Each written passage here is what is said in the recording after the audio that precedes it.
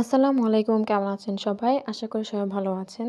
আজকে আমরা বিকালে চলে গেলাম আমাদের বিলে মানে খেতিতে আমার শ্বশুর ওখানে কি রোপণ করেছে সবকিছু দেখব এবং কিছু যদি ছিঁড়ে আনতে পারি তাও আনবো। তো আমরা ১ম এ বের হয়ে গেলাম। আমার শ্বশুর আমাদের জন্য আগে থেকে একটু ওয়েট করছিল। তারপর এখানে খেতিতে চলে আসলাম। দেখলাম মাশাআল্লাহ অনেক সুন্দর করে কলা ধরেছে। কলাটার রং আসছে একটু আর ২ দিন পর এটা ছিঁড়ে নিয়ে আসবে। তারপর দেখলাম এখানে লেবু গাছে অনেক লেবু ধরেছে মাশাআল্লাহ। নিজেদের ছাদে বলেন, খেতিতে বলেন ফল ফ্রুট বা সবজি ছিঁড়তে পারলে এটা অনেক ভালো লাগে।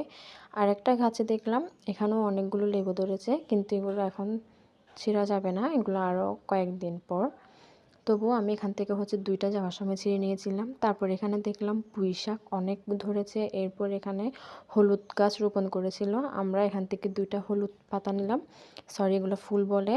তারপর এখানে আমরা চলে আসলাম পেঁপে গাছের ওখানে। এখানে অনেকগুলো পেঁপে ধরেছে মাশাআল্লাহ। পেঁপেগুলো কিন্তু অনেক সুন্দর।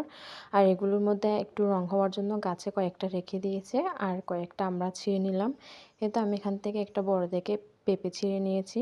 এগুলো কিন্তু খেতে অনেক মজা। তারপর এখানে পাশে একটা বেগুন গাছ দেখলাম। বেগুনে এখনও বড় হয় নাই আর একটু পোকা ধরছে। তো এই যে এখান থেকে ২টা পেঁপে ছিঁড়ে নিলাম আর আমি এখান থেকে ২টা লেবু ছিঁড়ে নিয়েছি যাওয়ার সময়। এখনও লেবুগুলো তেমন একটা বড় হয় নাই। তবুও আমার ভালো লাগছিল। আমি এখান থেকে ২টা নিয়েছি। এগুলা দিয়ে শরবত খেতে অনেক ভালো লাগবে। তারপর এখানে পুরুল নাকি ঝিঙা বলে এটাকে, এগুলোরও ফুল আসছে। এই তো এগুলো নিয়ে এখান থেকে কিছু পুঁইশাক ছিঁড়ে নেব যাতে রান্না করতে পারি। তারপর এখানে পেয়ারা গাছটা দেখে আমরা চলে আসলাম। আজকের ভিডিওটা এই পর্যন্ত। সুস্থ থাকবেন।